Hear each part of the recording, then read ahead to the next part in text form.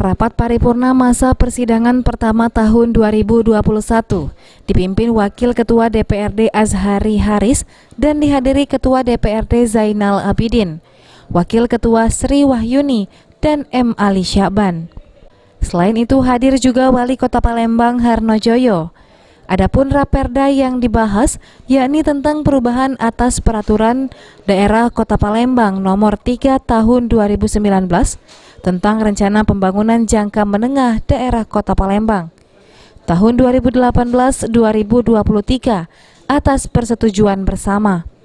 Usai rapat, Wali Kota Harnojoyo mengatakan, dari hasil rapat yang disetujui ini diharapkan dapat langsung tersosialisasikan.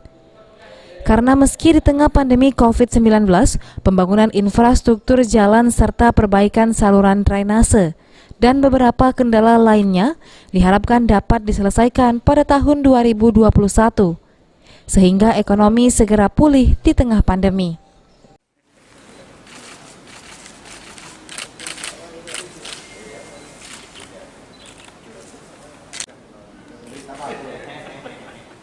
Yang terhormat Wali Kota Palembang, pimpinan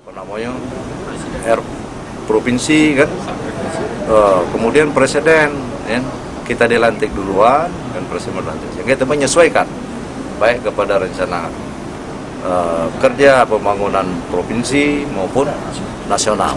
Ini kita sinkronkan sehingga selaras, ya, selaras pembangunan.